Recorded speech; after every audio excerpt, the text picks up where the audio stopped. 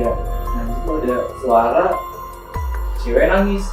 Gue lihat dong di samping gua, ternyata ada cewek pegang bayinya, dia nangis. Tapi gue nggak bisa lihat mukanya, sama sekali mukanya nggak kelihatan, kayak rata gitu. Mata gua Nggak kelihatan, padahal bentuk badannya, bentuk tubuhnya dan bayinya itu jelas kelihatannya, tapi nggak bisa ngeliat mukanya, begitu.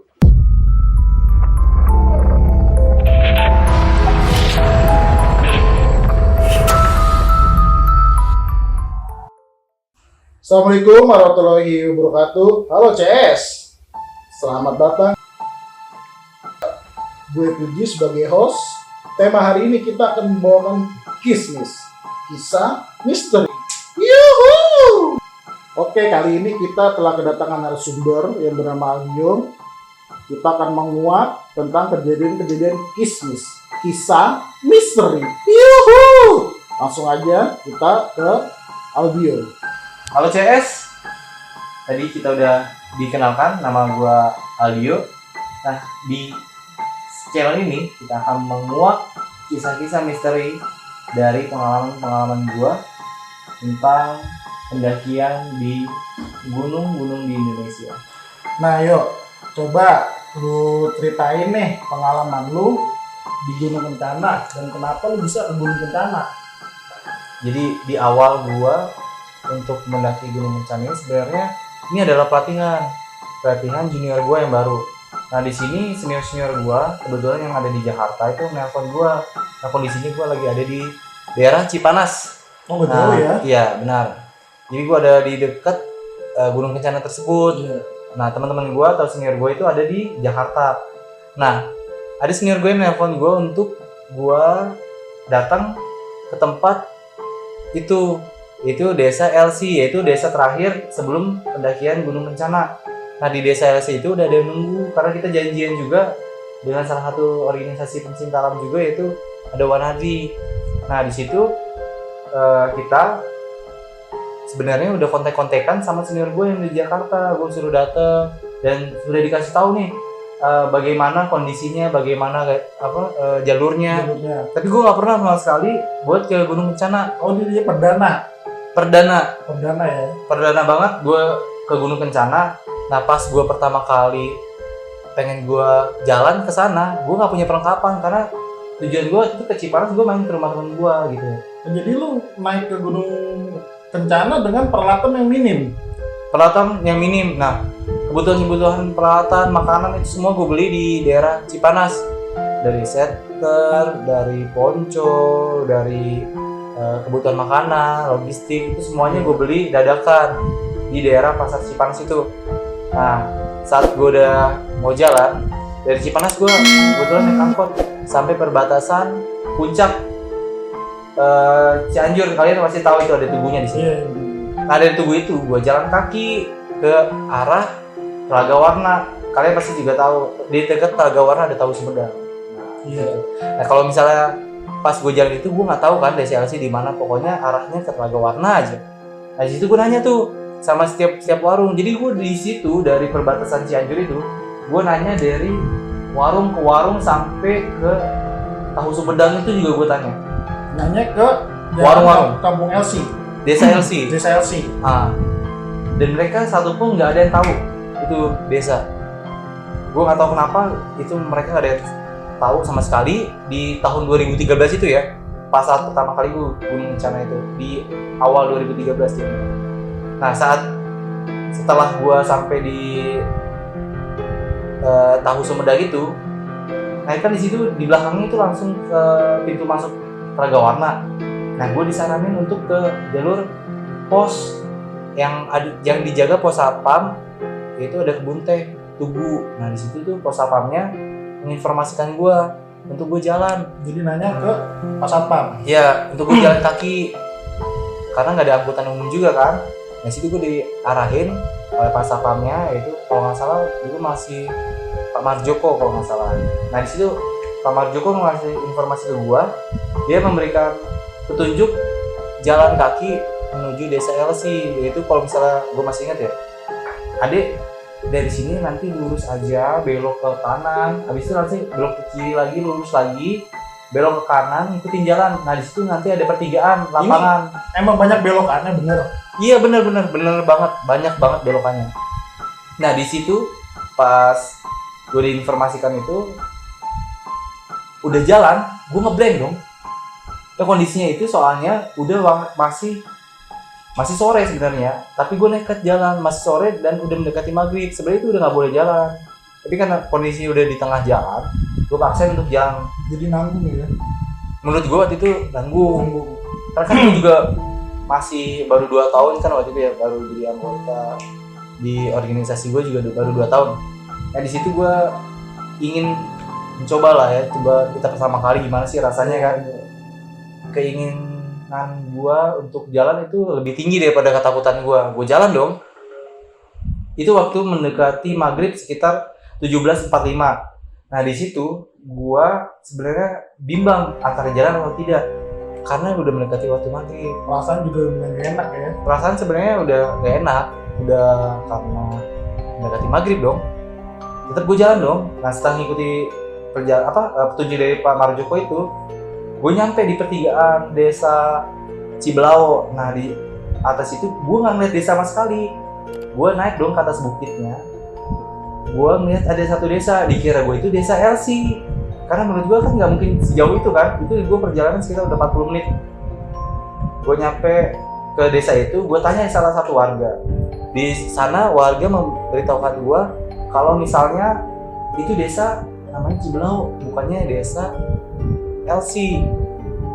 Warga tersebut memberikan informasi gue untuk mengikuti jalur setapak yang ada di samping desanya dia. Gue telah salah waktu itu. Salahnya karena itu udah masuk waktu maghrib yang harusnya gue berhenti dan sholat maghrib juga. Oh, tapi ini langsung lu gak sholat, jalan terus? Iya, kondisinya waktu itu kan gue ingin cepet sampai, jadi cepet istirahat bisa sholat di desa tersebut dong. Di desa Tapi saat kondisi tersebut ternyata nggak sepemikiran sama apa yang terjadi. Setelah gue jalan di jalur setapak itu, banyak kejadian-kejadian yang menurut gue itu nggak wajar.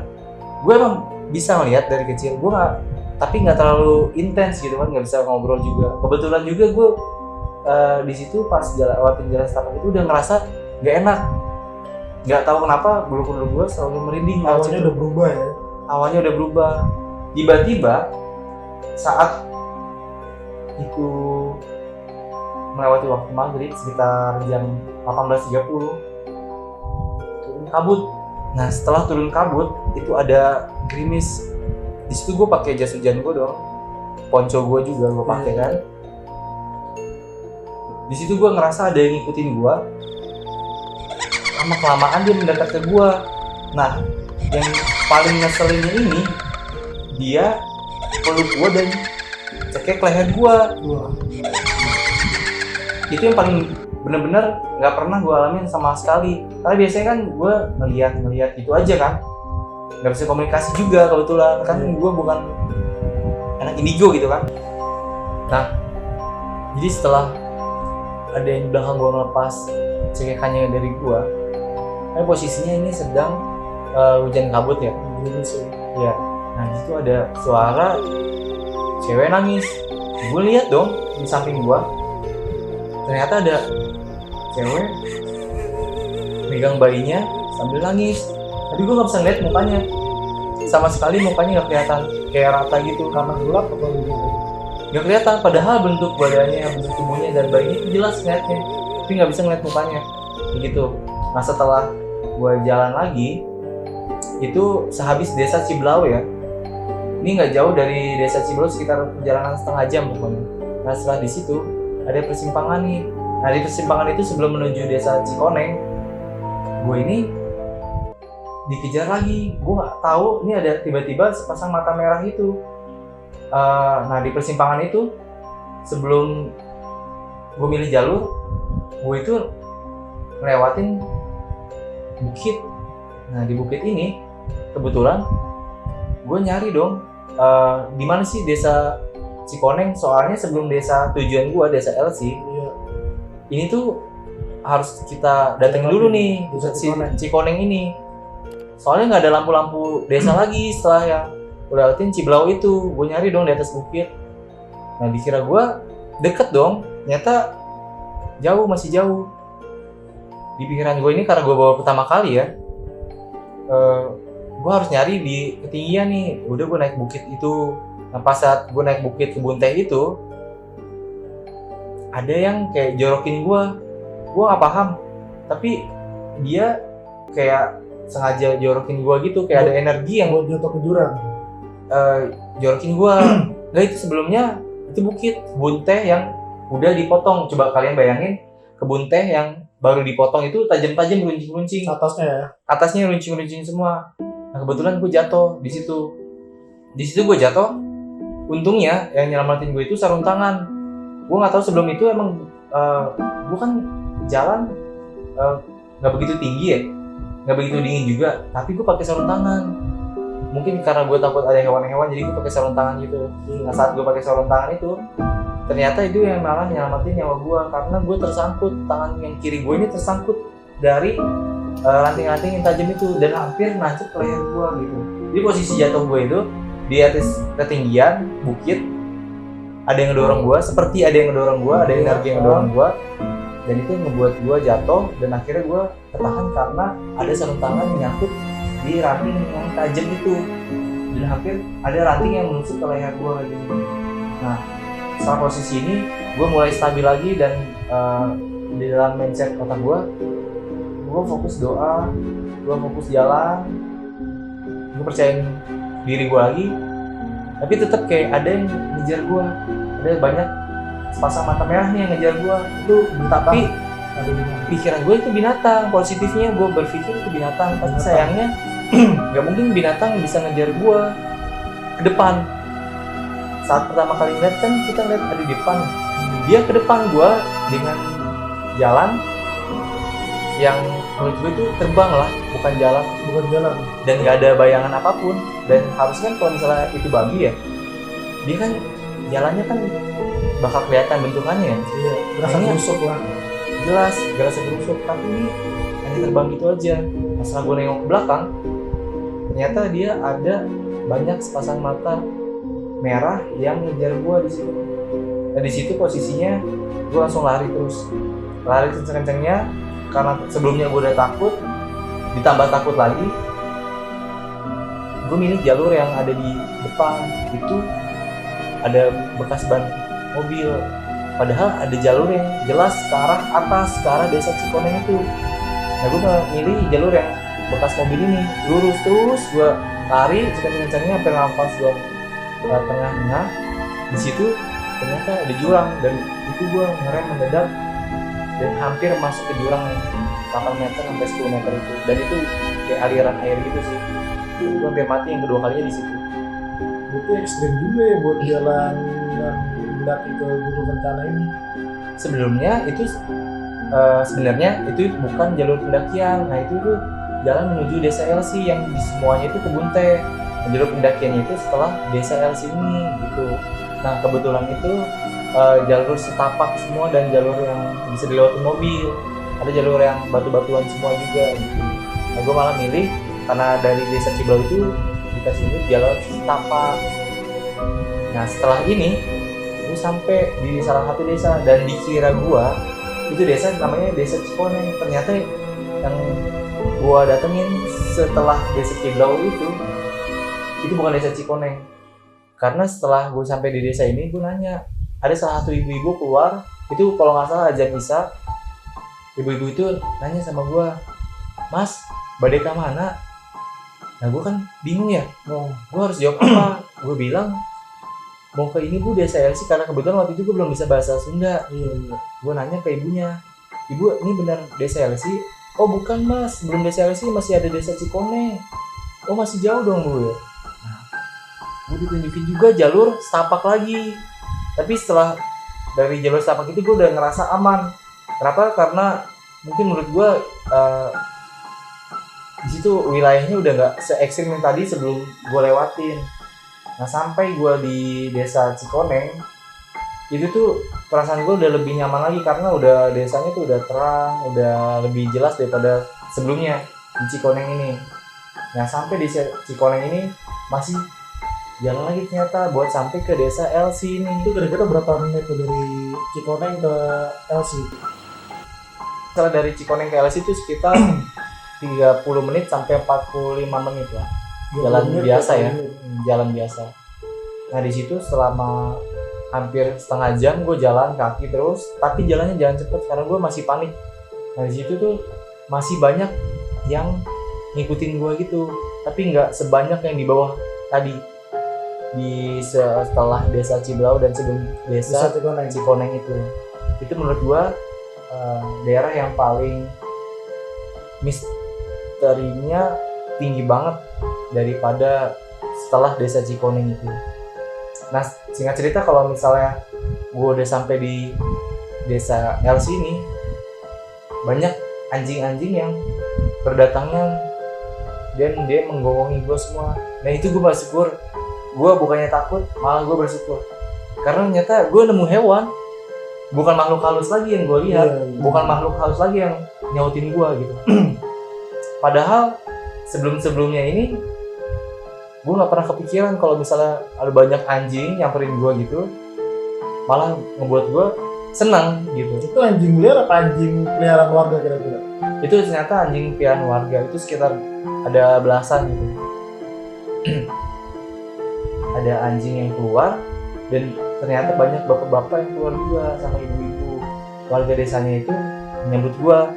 Nah, ada salah satu bapak di situ, Pak Unang, dia nanya ke gua, "Dek, mau kemana?" Nah, gua langsung jawab dong, "Mau ke desa LC, Pak. Ini desa LC bukan, Pak?" "Oh iya, ini desa LC. Emang Ade mau kemana?" "Ke Gunung Kencana, Pak. Saya soalnya udah janjian. Saya janjian sama Kang Jawa dari Wanadri." Gitu kan. Nah, bapak ini bilang, "Oh, Kang Jawa sudah ada di Gunung Kencana deh dari tadi sore." Loh, terus saya kayak gimana ya Pak? Saya tunggu di sini aja ya Pak. Gue bilang sama bapaknya, "Oh yaudah deh, masuk aja ke rumah saya." Gue disambut, gue kasih air susu, kasih minuman hangat juga. Pokoknya dia baik banget. Di situ gue bisa lega karena gue udah sampai ke tempat tujuan gue. Setelah itu bapaknya nanya dong ke gue, "Emang Ade dari mana?" Gue cerita ke bapaknya, "Saya dari Cipanas Pak, dari rumah teman saya. Ya pertama kali saya ke daerah sini." Dan saya tanyain ke daerah yang di batas puncak itu, "Gak ada yang tahu Pak desanya sih." "Oh iya deh, di sini tuh jarang ada yang tahu desanya karena dulu masih bedeng. Karena ini banyak kan pekerja perkebunan, jadi pemetik kebun teh Iya. itu." Nah di situ bapaknya yang juga gue jelaskan, "Iya Pak, saya dapat tadi kejadian-kejadian yang tidak mengenakan Pak, karena hampir merenggut nyawa saya 2 kali." Gue cerita semuanya ke bapak itu, Pak Unang itu. Dan bapak itu ternyata menanggapinya dengan sama, karena dia juga pernah mengalami hal serupa. Malah dia lebih bahaya juga, karena dia kecelakaan dari motor. Jadi dia mau ke Cisarua lewat jalur motor dong, Iya. jalur berbatuan itu. Ternyata posisi sama nih setelah maghrib. Nah bapak ini kayak ada yang ngikut di belakangnya, di boncengannya dia itu kayak cewek ada yang ikut. Nggak tahu kenapa tiba-tiba bapak ini terproses yang jatuh dan kecelakaan. Untungnya dia tidak apa dan tidak ada kenapa-napa. Nah kata bapak ini juga ternyata di tahun 90-an atau tahun 80-an di belakang desa Ciblau ini ternyata banyak kuburan-kuburan orang-orang yang mati yang tidak wajar begitu. Ini menurut cerita dari warga sekitar, banyak orang-orang yang meninggal yang karena santet atau karena apapun itu yang nggak wajar dikubur di daerah belakang Ciblau ini. Karena di situ ada salah satu hutan ya. Kalau misalnya kita ke sana sehabis desa Ciblau, kita bisa lihat dengan jelas. Kita jalan di kebun teh ini, di kiri kita tuh ada hutan. Tapi hutannya cuma satu titik. Itu doang yang hutannya lebat. Kan karena di kanan kita kan kebun teh semua ya, kanan kiri ya. Nah situ di kirinya ada kebun yang hutan yang sangat lebat itu samping kebun teh itu. Nah itu daerah angker dan yang misterinya itu sangat banyak banget dari tahun 90-an ternyata seperti itu sih. Kalau misal dari pengalaman saya yang hampir merenggut nyawa saya itu di sebelum perjalanan saya ke gunung bencana gitu. Nah ternyata pas di perjalanan itu sebenarnya lebih ekstrim lagi daripada di gunung bencananya. Kalau di gunung bencananya menurut saya walaupun tidak se misteri sebelumnya, tapi ternyata di gunung bencana juga banyak beberapa kerajaan jin juga ternyata. Di sini juga banyak makhluk-makhluk yang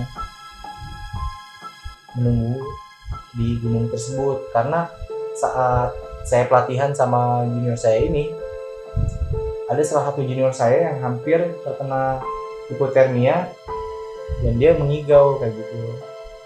Dan ada beberapa banyak kejadian juga yang saya alami di situ yang menurut saya itu tidak wajar, karena pantangannya ya kalau misalnya saya kesana itu kita tidak boleh nyetel musik terlalu keras atau mengundang kebisingan di gunung bencana.